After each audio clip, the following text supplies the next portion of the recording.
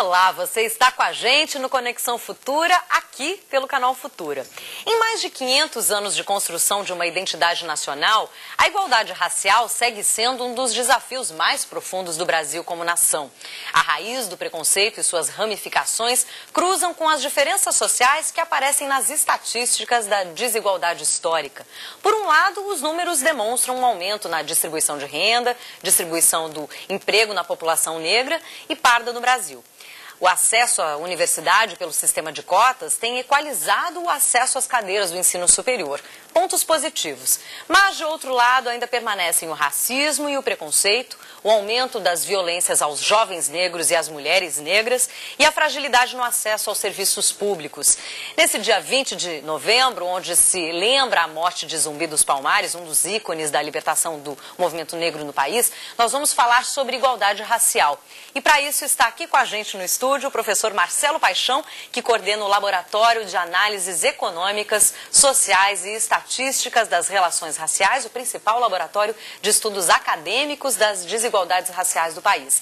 E carrega no seu currículo uma série de estudos e pesquisas sobre esse tema. Ele lançou no início desse mês A Lenda da Modernidade Encantada, por uma crítica ao pensamento social brasileiro sobre relações raciais e projetos de Estado-nação. E está com a gente aqui hoje para falar sobre esse tema. Muito bem-vindo, Marcelo. Eu agradeço o espaço. Estar aqui no canal Futura é sempre motivo de muito contentamento pelo papel que vocês têm na difusão dos valores democráticos e cidadania no Brasil. Então, para mim é muito legal estar dialogando com vocês sempre, não é a primeira vez. E, enfim, espero poder estabelecer com vocês um bom diálogo nesse programa. Não tenho dúvida disso. Você está chegando no Brasil de volta, né? Ficou durante um tempo trabalhando justamente também no livro.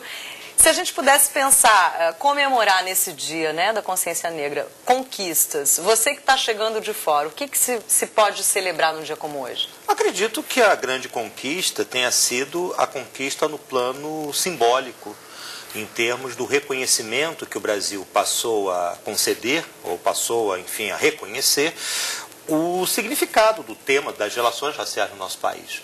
Há 20 anos atrás, isso aqui era um não tema. Era um tema que era oculto, as pessoas tinham muita dificuldade para reconhecer que existiam questões que diziam respeito a essas relações, que a população negra no Brasil vivia em condições de crônicas desvantagens. E o fato de nós podermos ter, nesse período recente, abrimos um debate que estava preso. E ele dialogou diretamente com o próprio avanço do sistema democrático no Brasil. Porque à medida em que as instituições puderam se abrir para os temas, se abrir para a população, temas que até então ficavam colocados numa redoma puderam vir para o espaço público.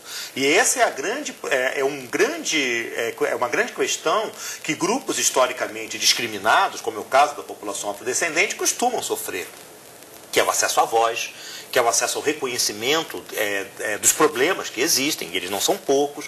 Então, essa conquista, no plano dessa trincheira ideológica, né, vamos usando aqui parafraseando Gramsci, né, enfim, essa trincheira ideológica que num determinado momento dizia aqui não há problema algum. E no momento em que essa tal trincheira se abre e nós podemos discutir as coisas abertamente. Essa é a conquista que é a matriz de todas as outras. Então, algumas já vêm sendo verificadas. A existência de uma lei como a 10.639, vocês têm um belo programa, inclusive aqui no Futura, que narra sobre, que é um instrumento, a cor da cultura, que é uma bela iniciativa, a existência da própria CEPIR, as leis das ações afirmativas, são conquistas recentes que nós não podemos descartar. São avanços não apenas da população negra, são avanços da sociedade brasileira, da civilização brasileira. Eu, na semana passada, participei da conferência da CONAPIR, né, que era a Conferência de Promoção da Igualdade Racial, e eu insistia muito que, naquele momento, quando discutíamos desenvolvimento e democracia, estávamos discutindo, para além da questão negra, estávamos discutindo o futuro do Brasil pelos próximos 100 anos, que tínhamos que colocar a coisa na sua escala mais ampliada. Você própria disse, chegamos a esse ponto por conta de vetores históricos, mas a história está se processando a cada momento, e então, nesse momento, é o momento da gente repensar muitas coisas e projetarmos, a partir do que já se conquistou, e colocarmos determinadas questões. Então, se eu tenho quarto da população negra feminina no mercado de trabalho é ocupada como empregada doméstica. Se eu projetar para 2050, 2006, esse quadro vai ser mantido, as taxas de homicídio de homens negros, homens brancos, uma é mais do que o dobro do que a outra, né? E aí, como é que a gente vai começar a dar passos para que esses indicadores eles sejam revertidos? Mas quando eu penso em termos desses indicadores, eu estou pensando para além, eu estou pensando em termos de uma sociedade como a brasileira, que a partir desse momento tem todos os mecanismos para reler o que herdou e projetar para o futuro um novo horizonte. O que precisa se romper para justamente criar novos paradigmas igualitários na questão racial no Brasil? Na verdade, eu gosto muito da frase do Guerreiro Ramos, quando ele diz que no Brasil o negro é povo e é preciso que o meio acadêmico pare de pensar o negro como um ser exótico na sociedade brasileira. E eu considero que essa frase ela é muito valiosa porque ela remete a uma dimensão, em primeiro lugar, é preciso que medidas sejam tomadas no que tange à igualdade racial, e algumas vêm sendo tomadas, outras certamente vão se somar a essa família. Agora, por outro lado, é preciso também perceber que essas medidas que são tomadas para a adoção da igualdade racial, para que, enfim, cheguemos a um quadro de maior igualdade nesse plano, elas se combinam com políticas que muitas vezes não são identificadas como sendo da igualdade racial, mas que, se nós formos ver o conteúdo que elas abrigam, elas também envolvem uma questão que diz respeito às assimetrias entre brancos e negros no Brasil. 90% dos estudantes negros que estudam nas escolas do ensino fundamental do país, no ensino básico, né, no ensino fundamental e no ensino médio, estudam na escola pública. Então, um problema da escola pública é um problema da igualdade racial. 1/3 da população negra trabalhando no mercado de trabalho no Brasil recebe salário mínimo.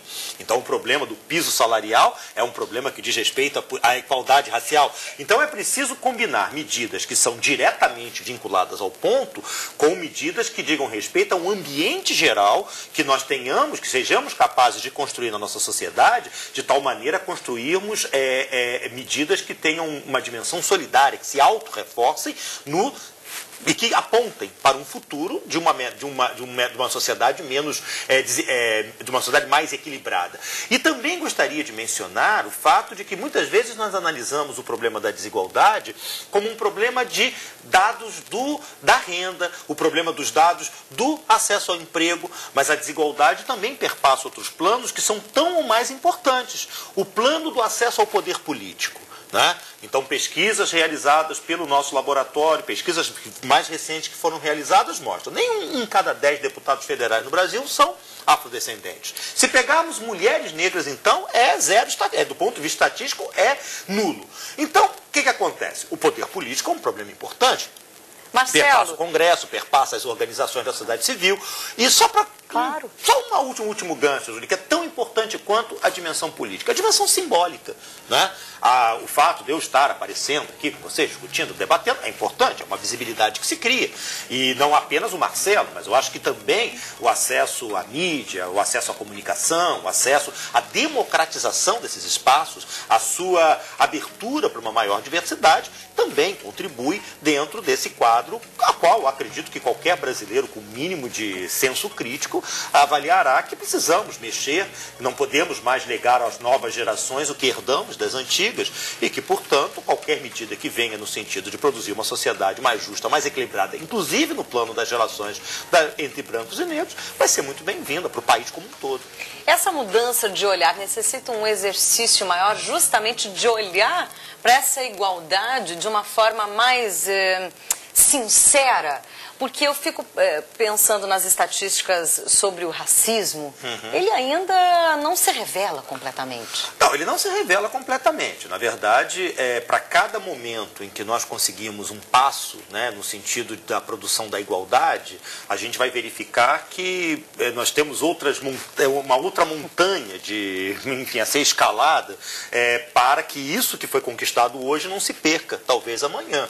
Então, por exemplo, existem algumas áreas que é muito complicado a gente ter uma intervenção mais efetiva, né? Então, por exemplo, no caso do sistema de ensino, as medidas vieram sendo tomadas e a gente pode dizer simplesmente, de uma forma muito simples, quais são.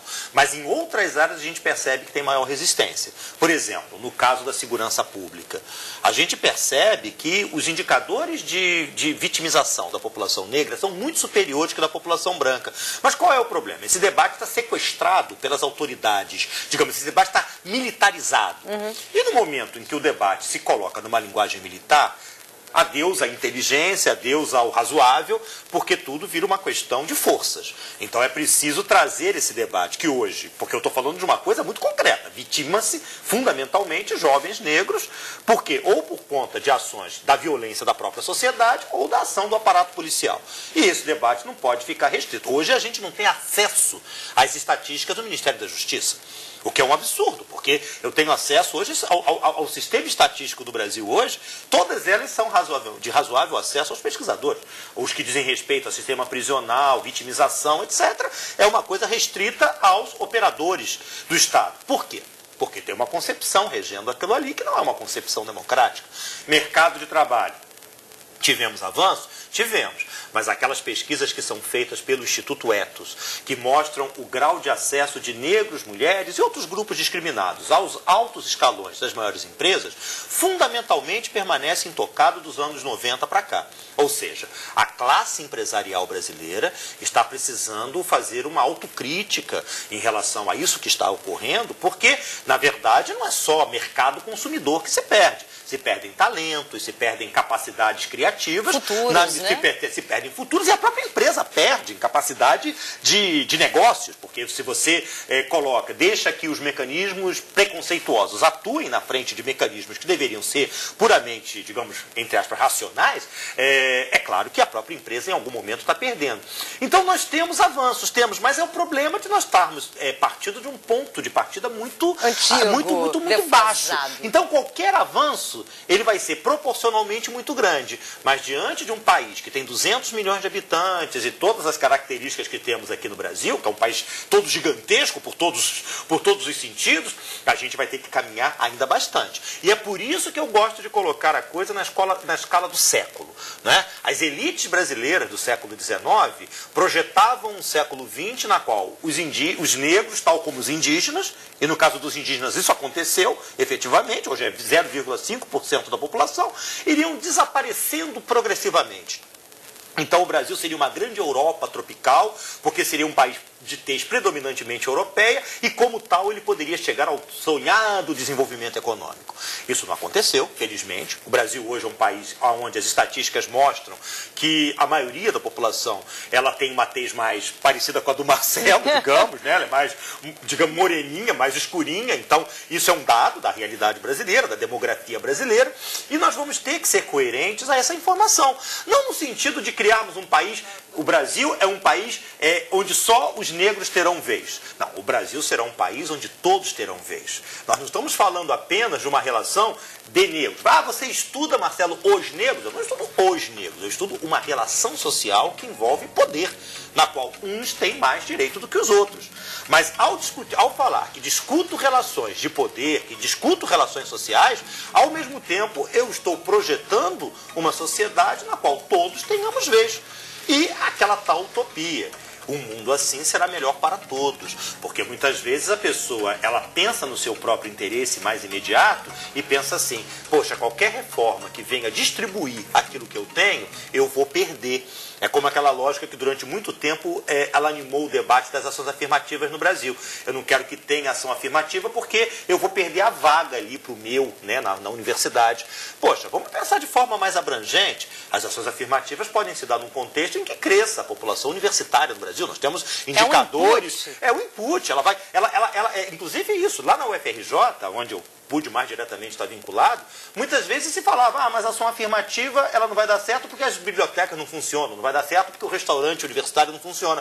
Que bom que as ações afirmativas venham, porque elas vão trazer um impulso para que funcione.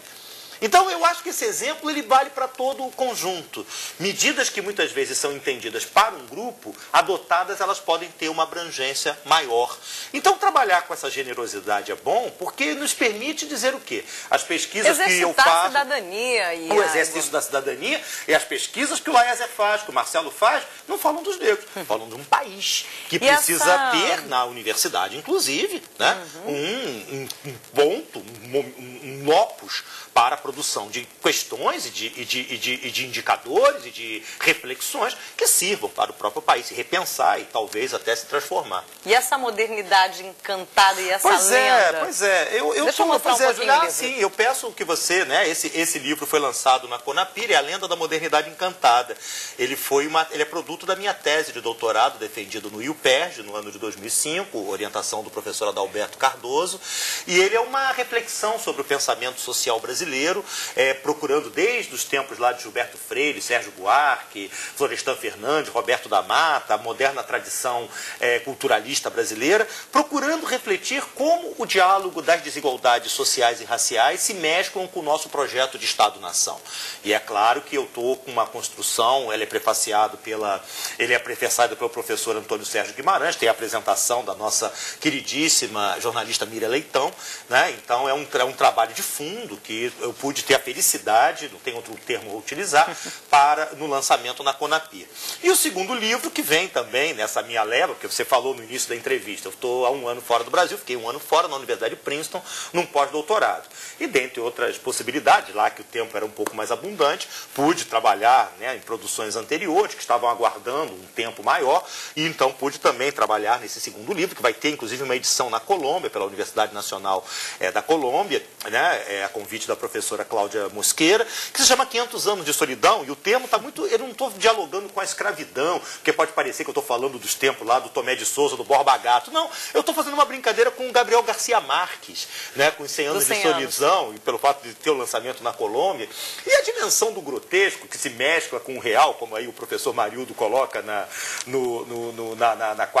quarta capa, né, esse que as relações raciais, não apenas no Brasil, mas na América Latina, elas abrigam em termos de um certo surrealismo, né? Um surrealismo muito trágico, muitas vezes, certamente muito violento, muitas vezes, mas é um certo surrealismo. Por exemplo, todo o esforço para explicar para a sociedade aquilo que os nossos olhos veem, né? Eu digo, tem desigualdades raciais e elas são comprovadas pelas estatísticas do mercado de trabalho, da escolaridade, do homicídio, mas talvez uma pessoa pudesse me dizer: Marcelo, você não acha que está fazendo tanto esforço para falar aquilo que está debaixo dos olhos de qualquer um, bastando ir num restaurante mais chique, ou bastando ir num local mais popular, num local menos prestigiado? As cores lá são tão vibrantes e visíveis, precisa de tanto dado, precisa de tanto indicador para mostrar o óbvio? Precisa. O óbvio não é o bastante. Óbvio não é, né? Às vezes as realidades são tão fortes, tão reluzentes, né? Que muitas vezes acaba transformando aquilo que é o óbvio num algo que se torna quase que invisível e vice-versa, né? Muitas vezes tornando temas que talvez não sejam até tão candentes assim, em absolutas prioridades nacionais. E na sua convivência né, nos Estados Unidos, como é que você percebeu as diferenças e semelhanças entre as questões raciais no Brasil? Tem as diferenças que são óbvias entre a sociedade norte-americana e a sociedade brasileira, e diferenças que não podem ser lidas a partir apenas daquele velho chavão. Da superfície. Os Estados Unidos é a terra da segregação, e lá branco e negro não se fala, e Brasil... Os Estados Unidos é uma terra onde o racismo ainda é muito presente, não há como também deixar isso de lado. Se o próprio Obama, eu estava lá, eu assisti ao vivo o discurso que o Obama pronuncia depois do caso daquele jovem que foi, né, do julgamento, do assassinato, do que matou aquele jovem, que eu esqueci agora o nome, né, que ocorreu ainda esse ano. Esse discurso foi feito ainda em 2013. E Obama chega e diz: olha, eu próprio andando nos lugares, as pessoas recolhem a bolsa e eu não sou bem tratada, a polícia. Se o presidente dos Estados Unidos fala que sofre esses dilemas, quem sou eu aqui, na época, um pobre visiting scholar, para dizer que não era? Então não é idealizar a sociedade americana. A sociedade americana adotou políticas muito importantes. As ações afirmativas adotadas nos Estados Unidos, a visibilidade de determinadas pessoas ou de determinados segmentos afrodescendentes na sociedade americana, que certamente vão além do que ocorre aqui no Brasil. Então, isso são experiências históricas que vale a pena estudar, observar, acompanhar, e eu fiz muito atentamente, né? Então, mas por outro lado, quando nós analisamos a sociedade brasileira, então aqui seria o contrário. Aqui seria a terra onde todo mundo está junto, em comunhão, irmanado, mas é como está sendo dito no livro da Modernidade Encantada. Isso tudo acontece a partir do momento em que você não questiona as hierarquias, né? Então, se você está no seu lugar, enquanto está lá o seu Zé, o seu Oswaldo lá, trabalhando lá, lavando carro, está lá nas ocupações, ela é empregada doméstica, tem a pele escurinha, todo mundo é muito amigo. Mas no momento em que se vira o professor universitário, que você produz um deslocamento social, aparecem os tais problemas. Não vou dizer usar a palavra conflito. Apenas me vem à cabeça o que ocorreu, acho que foi no ano passado, que em Campinas, a Secretaria de Segurança Pública, ou algo que o valha, dá instrução para que os carros com negros dentro sejam revistados, né? Então, analisando sociologicamente isso, negros não podem andar de carro, devem andar com outro meio de transporte, e se estiverem dentro de carro, eles assumem uma condição suspeita. O nível de gravidade, o grotesco disso, talvez a gente esteja muito próximo do ocorrido para a gente se dar conta. Vai ter que ter daqui a 20 anos, 30 anos, nossa, ocorreu aquilo. Quem foi que emitiu essa ordem, né? Mas eu, falando apenas sociologicamente, recupero isso que eu estou dizendo. Quer dizer, nós temos no Brasil ainda, infelizmente, uma convergência das linhas de cor e de classe social. As cores dos que são mais ricos, ela tem uma cor predominante, e as de mais baixo tem outra cor predominante. E isso, infelizmente, acaba se tornando algo natural na mente das pessoas. Não é usual ver uma médica negra. Não é usual você ver uma criança que tem uma tez mais clarinha vendendo doce na rua. E quando acontece, gera-se os processos de reforço da sociedade. Porque trabalhar com essa matéria-prima tão preciosa e tão maleável, mas tão resistente, que se chama a ideologia, não é uma coisa fácil. Isso não foi construído do dia para a noite. Isso é um construto social que vem de muito tempo. Então, é aquilo. Eu agora aqui falando, não tenho dúvida de que eu vou produzir uma reação ao quem está me ouvindo, etc, etc. Mas depois que eu terminar, depois que o programa acabar, está lá a vida transcorrendo normalmente, e todas aquelas posições que de repente eu aqui falando se embaralham, voltam ao seu normal. Então se não a gente houver um esforço para se modificar.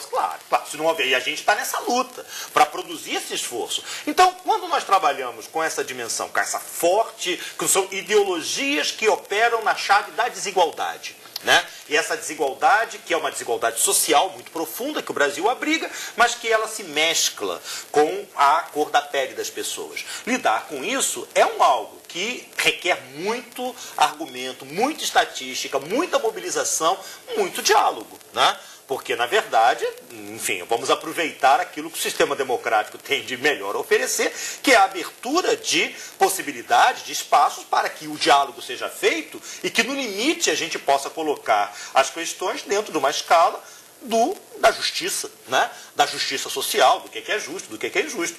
E, mais uma vez, insistindo, falando como economista dessa vez, né? Apenas dessa vez, não apenas, mas, enfim, falando como economista agora.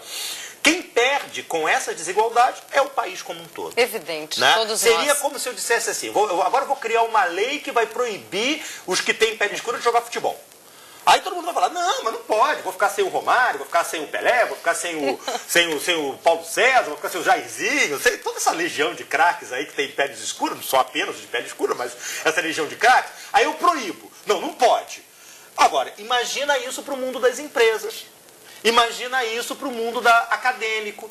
Imagina isso para o mundo da moda, né? Porque essa não é tanto a minha praia, mas enfim, sei que também ali é um local que costuma ter muita discriminação. Então, imagina, baixou a lei que proíbe, mas a lei não existe, mas os indicadores revelam que é como se houvera. Marcelo, vamos tentar imaginar um mundo diferente, então, né? Mas eu acho que esse é o objetivo, a produção desses trabalhos. Eu acho que vocês mesmos, o Canal Futura, está vocacionado para discutir utopias, né?